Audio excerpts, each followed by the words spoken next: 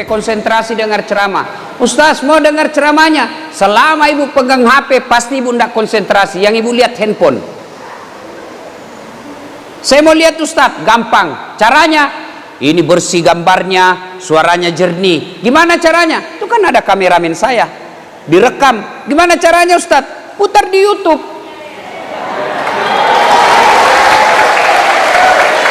Sudah nonton, jangan lupa like and share. Kalau ada iklannya, jangan lewati. Kan biasa kalau ada iklan lewati, jangan, nonton sedikit. Satu, kalau bapak nonton iklannya, bapak dapat ilmu, saya juga ada macunya. Kalau ibu cuma langsung skip, ibu dapat ilmu, saya tidak dapat apa-apa. Dan kalau ibu bapak nonton dengan iklannya, bapak cuma menyisakan waktu 1 menit, bapak sudah bersedekah untuk membangun markas kader ulama. Karena yang ada dalam YouTube itu bukan saya yang ngambil, ditabung untuk kita bangun markas kader ulama. Bapak ibu kalau lewat itu dari jalan Tamalandrea, dari BTP tembus ke Talasak City, ada di situ akan dibangun masjid Bakti Dasat Latif untuk umat. Itu di YouTube.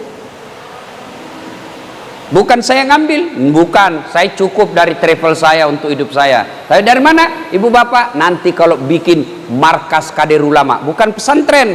Apa yang saya mau bangun? Saya mau bikin markas kader ulama yang mubaliknya bikin orang tidak takut beragama. Saya tadi malam dikomplain sama ibu-ibu, kenapa ini Ustadz setiap ceramah menghabisi kami ini ibu-ibu? Dalam hati saya, alhamdulillah, berarti ini ibu dia perhatikan ceramah saya. Karena kalau tidak perhatikan pasti dia tidak tahu isi ceramah saya, ya bu ya. Nah ibu bapak saudara-saudara sekalian, kita simpan dulu handphonenya, kita dengar ceramah. Bisa? Nah, ibu bapak saudara-saudara sekalian, teristimewa bapak, apakah namanya di sini, komandan?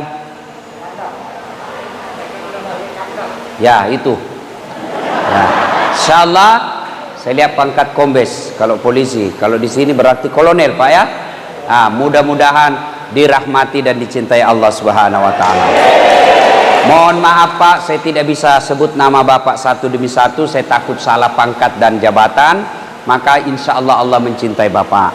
Saya tidak bisa sebut satu-satu, karena juga kalau saya sebut semua satu-satu, saya tidak ceramah tapi ngabsen. Nah insya Allah, nah sekarang kita ulang tahun. Segala sesuatu yang Allah berikan dan memang kita mau dan Allah kasih, itu dengan taufik. Kita ingin berulang tahun, Allah kasih, itu taufik. Bagaimana reaksinya kita? Satu, bersyukur. Bagaimana cara bersyukur ulang tahun kesatuan kita? Yang pertama kalau kita muslim, mengucapkan hamdalah. Bagaimana caranya Ustadz? Alhamdulillahi Rabbil Alamin. Alhamdulillahi Rabbil Alamin. Dengan catatan ucapkan ikhlas dan usahakan didengar telinga. Karena ada juga orang biasa bersikir tidak jelas. Alhamdulillah alamin. Apa artinya itu? Alhamdulillah alamin. Kan biasa bapak dengar toh. Apalagi saya biasa dengar itu di masjid, sama-sama subhanallah dibaca, sama-sama 33, sama-sama mulainya, saya baru 11 dia sudah habis. Kan dia bilang saja semlah apa itu dullah tidak jelas. Maka yang bagus alhamdulillahi rabbil alamin, segala puji bagi Allah seru sekalian alam. Itu dulu, usahakan dengar telinga. Alhamdulillahi rabbil alamin, namanya syukur bil lisan. Yang kedua, kalau kita muslim, apalagi maka kita sujud syukur. Sujud syukurnya di mana? Lebih utama kalau rumah ibadah, di masjid, di musholla. Tapi kita lagi di lapangan Ustadz, kita lagi di hutan, kita lagi tugas, kita lagi piket, boleh. Di jalan, boleh Pak. Tapi lihat-lihat dulu, jangan sampai ada mobil lewat. Sujud, lalu apa kita ucapkan? Ya Allah, terimalah sujud saya ini sebagai tanda terima kasih dan syukur hamba atas nikmat yang Kau berikan sehingga kami bisa berulang tahun ini. Karena ada prajurit tahun lalu masih ikut ulang tahun kita, kesatuan kita. Sekarang tidak lagi. Alhamdulillah Allah kasih umur yang panjang, maka kita ucapkan alhamdulillahirabbil alamin, lalu kita sujud syukur. Itu namanya bertasyakur. Yang kedua, kita lakukan apa itu? Bertafakkur. Apa itu bertafakkur? Mengevaluasi diri, menimbang-nimbang, menghitung-hitung sudah seberapa banyak nikmat yang Allah berikan ini berupa kesatuan kita. Lulus jadi tentara, seberapa banyak nikmat itu kita balas untuk memperbaiki diri dan kesatuan kita. Tidak semua bisa jadi tentara, Pak. Bapak tahu, nih yang ceramah, nih saya pernah di Jalan Garuda, tamat SMA, ke Jalan Garuda depan kantor Pertamina, daftar tentara, Pak, dengan harapan mudah-mudahan saya bisa jadi prajurit TNI membela negara saya. Begitu tes fisik tidak lulus. Kenapa? Ceper, pendek. Saya protes kepada Allah waktu itu, ya Allah, kenapa kau takdirkan saya pendek? Kau tidak rugi jadi tuan kalau saya jadi tentara? Tidak lulus, Pak. Teman saya lulus, dia jadi polisi. Sekarang dia satu bunga di sini. Dia tugas reserse di Polda Sulawesi Barat. Waktu datang Kapolri baru-baru ini, saya ketemu, kau di sini, Bos? Iya, Ustaz. Setengah mati dia hormat-hormat. Ya, Ustaz, siap, Ustaz. Saya di sampingnya Kapolri. Kapolri di sampingku. Saya bilang, lihat kowe, Kapolri hormat sama saya. Ya, Ustaz. Kau hormat sama Kapolri, saya Kapolri hormati, Bos. Saya lulus jadi Ustaz, dia lulus jadi polisi. Dia pakai baret merah, saya pakai baret putih. Alhamdulillah dengan baret putih yang saya pakai ini, saya keliling-keliling Sabang sampai Merauke, mulai dari baret merah sampai baret hitam, ku caramai kau semua.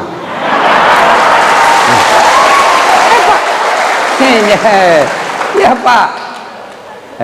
Berarti saudara-saudaraku sekalian yang lulus jadi prajurit TNI, syukuri. Tidak semua diberikan. Ada juga yang lulus, Ustaz, tapi ada pesepi-sepi. Nah, ada pelicin-licinnya dulu.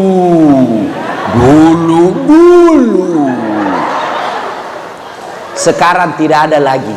Kalau kau beleng-beleng, tidak mungkin kau lulus. Ya, cara mensyukurinya, gimana caranya? Syukuri dengan cara apa? Jadilah prajurit yang baik. Prajurit yang baik itu laksanakan sabta marga. Itu aja rumusnya. Yang kedua, itu sebagai tentara, laksanakan sabta marga, selesai urusanmu sebagai prajurit. Lalu sebagai makhluk Allah, Allah kasih kita sebagai tentara, itu atas izin Allah. Lalu gimana cara mensyukurinya? Banyak beribadah kepada Allah. Ibadah apa? Tidak usah dulu yang ribet-ribet, tidak usah dulu yang neko-neko. Yang paling fundamental dulu, yang paling asasi dulu, yang paling dasar dulu. Apa? Haji. Bukan, haji perlu modal, Bos, ngantri puluhan tahun. Apa, Ustaz? Puasa agak berat, 1 kali aja 1 tahun, 30 hari menunggu, lapar dan dahaga. Zakat perlu modal. Lalu apa dulu yang paling mendasar harus kau kerjakan 24 jam 5 kali? Apa? Sholat 5 waktu. Kalau kau bersyukur ulang tahun Bengdam sekarang ini, maka evaluasi bagaimana sholatmu selama ini. Di sini ada komandan kita. Apa sih namanya di sini, Pak? Kalau komandannya di markas ini? Bekangdam. KB Kangdam. Beliau ada pasti ajudan. Ada yang mana, Pak? Ini atau ini, Bapak? Ya, Pak. Bapak punya ajudan kan? Punya. Kira-kira Bapak kalau panggil ajudan, ajudan? Mana ajudannya itu? Kalau kau dipanggil, langsung kau lompat toh? Ajudan, siapa? Biar dia lagi makan telur asin, dia telan. Siap komandan, perintah. Iya toh? Iya. Bos, ajudan. Kira-kira kalau dipanggil bisa kau, ajudan, tunggu dulu komandan. Mana kau berani? Ya, dia itu komandanmu, jelas strukturnya. Tapi kalau istrinya komandan, bisa kau tolak? Wah, lebih takut lagi, Ustaz. Kalau istrinya komandan, betul tidak ada pangkanya, tapi Ustaz lebih tinggi pangkanya dari komandan.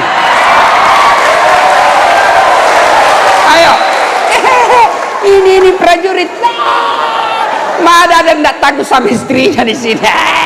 Orang takut sama istrinya di sini. Nah bilang sebenarnya kami Ustaz tidak takut sama istri. Cuma ini istri kalau ngamuk Ustaz, dia datang ke istrinya komandan. Dan komandan juga takut sama istrinya. Ya bos.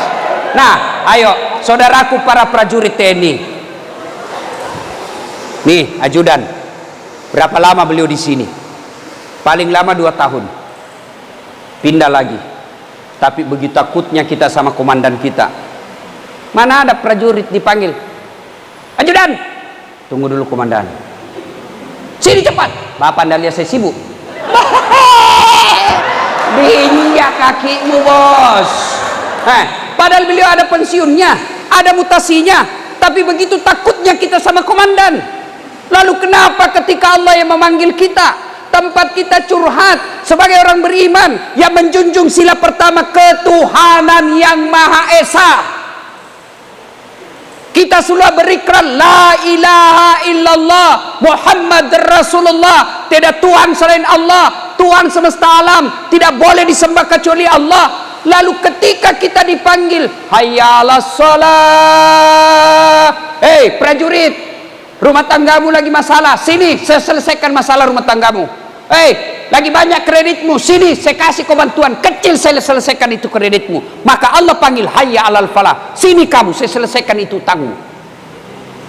Sini kamu, saya selesaikan masalah rumah tanggamu. Itu Allah yang panggil hayya 'alal falah. Bapak tahu artinya hayya 'alal falah? Sini saya kasih kau kemenangan. Itu Allah ajak. Sini minta sama saya kasih kau. Ini Pak Komandan, pernah kira-kira diumumkan, saudara-saudara sekalian, kau minta sama saya kasih kau semua apa yang kau mau? Pernah? Red. Paling yang dikasih yang dekat-dekat. Kau butuh apa dek? Tapi jangan banyak-banyak. Allah makin banyak kita meminta, makin dia senang. Makin kita minta setiap saat, makin Allah senang. Kok bisa Ustaz? Karena Allah tahu kalau kau mau minta berarti kau butuh sama saya, berarti kau akui kau hamba. Allah katakan ud'uni astajib lakum, minta kau sama saya, ada masalahmu, sini saya selesaikan. Itu janji Allah, bukan janji caleg. Kalau caleg yang ganti la haula wala quwata illa billah. Andai boleh saja kita dijanji surga pun dijanjinya. Pilih saya, sama-sama kita anggota. Saya prajurit pensiunan, pilih saya. Ini kartu saya, ada masalahmu kau telepon saya 24 jam. Begitu terpilih, dia ganti nomor HP-nya. Ayo. Maka yang paling asasi kalau kita bersyukur kepada Allah, yuk sujud deh, perbaiki sholatmu. Kecil buat Allah dapat kita jadi perwira, kecil buat Allah selesaikan masalah rumah tangga, kecil buat Allah adakan ekonomi kita lebih baik. Buat Allah kau sholat saja. Kita selalu mengadu, ya Allah mudah-mudahan masalah rumah tangga saya selesai, ya Allah mudah-mudahan ekonomi baik, ya Allah supaya saya bisa sekolahkan anakku yang baik-baik, ya Allah mudah-mudahan rezekiku terbuka supaya saya bisa bangun rumah yang lebih bermartabat. Allah dengar semua itu doa, maka Allah menjawabnya hayya 'alal falah, sini saya kasih apa yang kau minta. Prajurit saja tidak berani, ajudan saja tidak berani katakan tunggu. Lalu kenapa ketika kita hayya 'alal falah, sini saya kasih kau apa yang kau minta, tapi apa jawaban kita? Tunggu, lagi sibuk. Tuhan kita suruh menunggu. Wajar, 30 tahun jadi prajurit TNI tidak bisa lepas dari kredit. Jangan ketawa, saya serius ini bos. Ayo, maka ibu bapak saudara-saudara sekalian, kalau ada masalah dan bersyukur ulang tahun kali ini, yuk abdikan diri kepada Allah melalui sholat. Apa sih susahnya sholat pak? Apa susahnya sholat? Tolong bapak-bapak TNI ini jelaskan saya, kenapa bapak tidak sholat? Ayo jelaskan ke saya. Apa? Coba apa susahnya sholat? Saya tidak tahu bacaan sholat Ustadz. Wala tayasu min rauhillah, jangan kau putus asa. Saya tidak tahu bacaan, ya salat berjamaah. Asas salat jamaah, kalau imam sudah baca, makmum diam saja pak. Bapak diam saja, tidak usah baca apa-apa, sah. Siapa yang wakili bacaannya? Imam. Jadi kalau bapak taubat hari ini, mulai kecil sampai sekarang tidak pernah menghafal-hafal bacaan solat, bapak datang solat jamaah, imam baca, diam saja, sah, selesai. Apa lagi? Ustaz, sedikit yang saya hafal Ustaz, baru kul-kul, ya sudah kul-kul aja, mau besok. Rakaat pertama kul huwallah, rakaat kedua kul huwallah lagi, selesai persoalan. Yang ketawa, saya serius ini Bu. Apa lagi? Hah? Ustaz, saya sakit Ustaz, tidak bisa kena air. Ya silakan kau sholat dalam keadaan wudhu, tayamum, boleh. Bagaimana cara tayamum? Kursus kilat, lihat baik-baik. Linting baju, buka cincin, buka gelang, buka jam tangan, selesai itu. Telapak tangan, kalau bapak di hutan misalnya ini, tidak dapat air, lagi perang, tidak ada air, letakkan telapak tangan di pasir. Sudah itu, nih, bertepuk.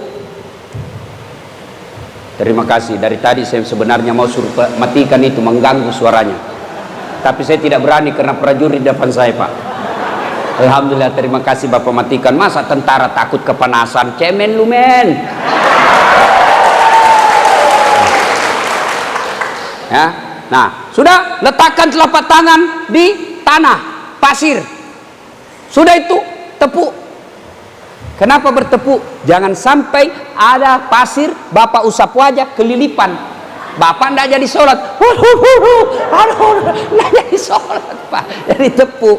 Sudah itu, usap seluruh wajah yang tidak ditumbuhi bulu.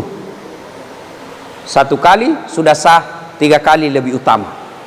Sudah itu, telapak tangan lagi letakkan lagi di tanah. Sudah, usap kanan, semua kasih kena. Selesai. Apa lagi?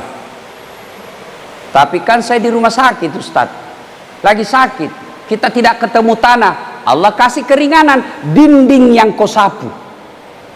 Dinding rumah sakit, susah menyempuh dinding rumah sakit, ambil bantal yang kau usap. Saya lagi di pesawat Ustaz, dinding pesawat yang kau usap, dindingnya basah Ustaz, usap itu yang tempat duduknya, joknya di depanmu. Apa lagi? Coba, begitu mudahnya Allah memberikan kemudahan kepada kita. Ustaz, saya tidak bisa berdiri Ustaz. Allah kasih keringanan, duduk kok, duduk. Silakan kok duduk. Saya tidak bisa duduk Ustaz. Nah, misal di pesawat, duduk. Bagaimana sholat duduk? Bayangkan lagi bapak lagi duduk, anggap saya lagi duduk nih, Bu, bayangkan ibu lagi duduk. Allahu Akbar, Allahu Akbar. Ruku, ini saja kepala goyang. Allahu Akbar, Sami Allahu liman hamidah. Nah, itu ruku. Sujud, bukan cuma kepala goyang, badan ikut ditundukkan. Allahu Akbar. Saya tidak bisa duduk Ustaz. Kenapa? Ada bisul di pantatku 4. Banyak ada bisulnya. Ya baring. Gimana caranya Ustaz? Baring. Bukan tidur ya, bukan sholat tidur, baring. Anggap sana kiblat. Maka kaki di sini, bapak telentang. Allahu Akbar, Allahu Akbar, Sami Allahu liman hamidah. Tangan masih bergerak. Sholat dalam keadaan baring. Tidak bisa juga Ustaz. Allah kasih keringanan, namanya sholat pakai isyarat. Tangan sudah tidak bergerak, tinggal matanya yang bergerak.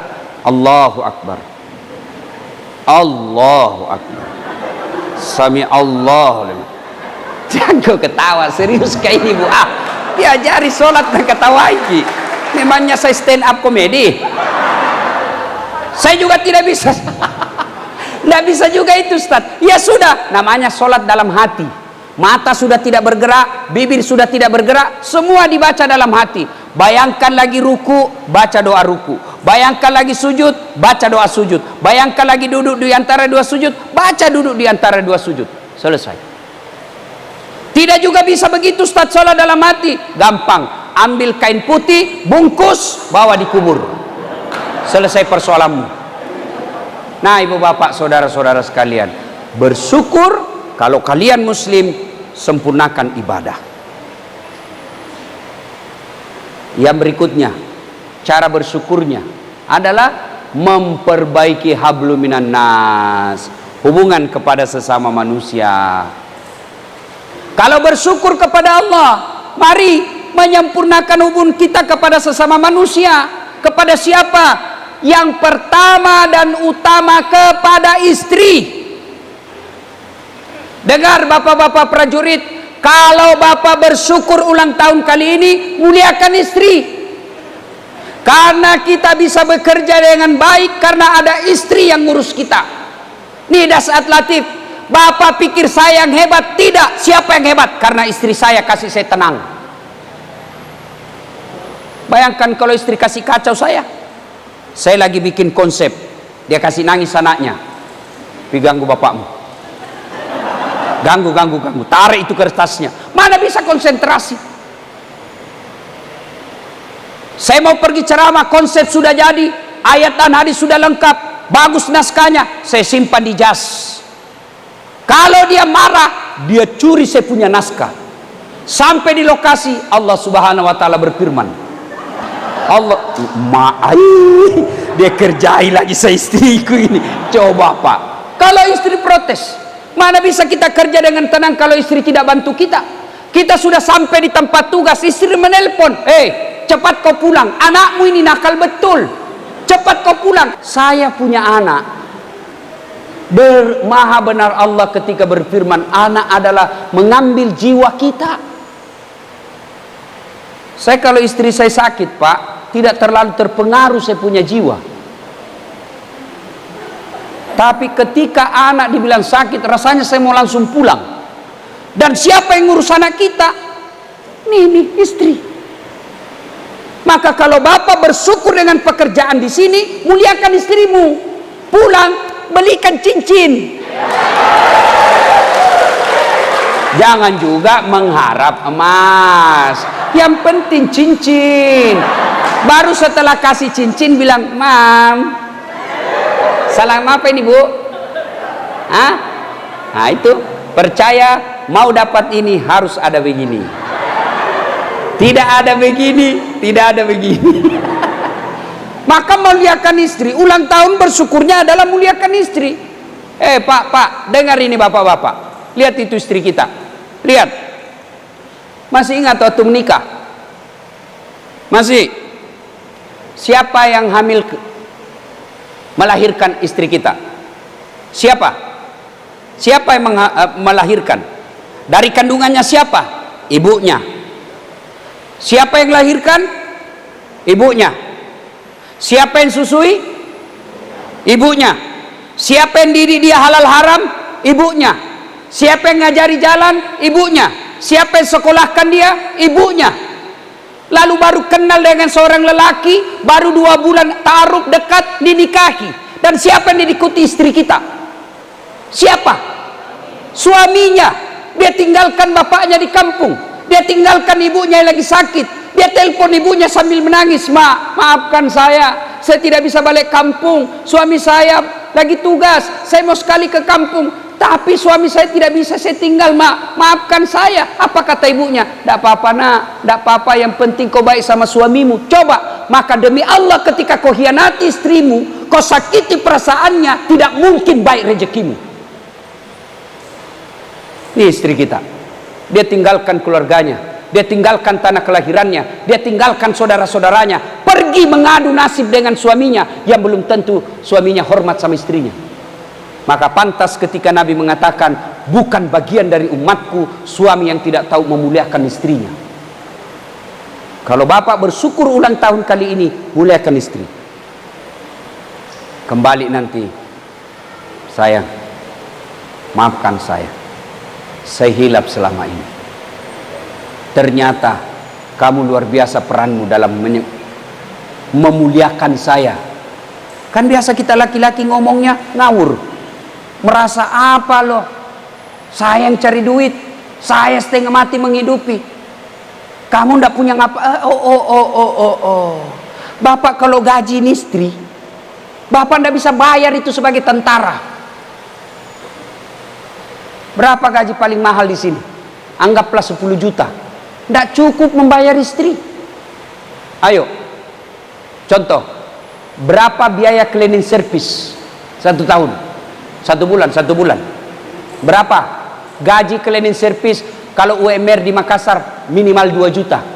2 juta Pak, sudah tinggal 8 juta uangnya Bapak. 2 juta cleaning service. Apalagi ibu kan dia cleaning service Pak, dia bersihkan semua satu rumah. Berapa biaya babysitter? Ngurus anak paling murah di Makassar 2.500.000. Sudah berapa? 4.500.000. Nih ibu, dia ngurus anak kita, dan berapa? 4 anaknya Bapak semua diurus babysitter. Berapa biaya pembantu, tukang cuci, tukang setrika? 2,5 juta dia lakoni ibu, Bapak tidak perlu bayar. Sudah berapa gajinya? 6.500.000. Berapa biaya itu? Berapa Pak? Mahal Pak. Istri gratis, 24 jam ready. Mana bisa bayar Bapak? Allah kasih halal 24 jam free charge. Ini. Maka muliakan istri. Tidak mungkin kita bisa bekerja dengan tenang tanpa dukungan istri. Maka ulang tahun kesatuan kita, muliakan istri. Alangkah bahagianya istri lagi ngomel-ngomel, Bapak peluk istri sambil menyanyi, bila kamu di sisiku, hati rasa syahdu. Oh, langsung keluar juga hadiah. Satu hari tak bertemu, hati rasa rindu. Sayang, tadi saya lewat di jalan Sombaopo, ini ada cincin saya belikan ki. Inilah tabungan saya selama 3 tahun. Saya belikan kau cincin permata hatiku. Langsung keluar servisnya Pak, nyaman sampean.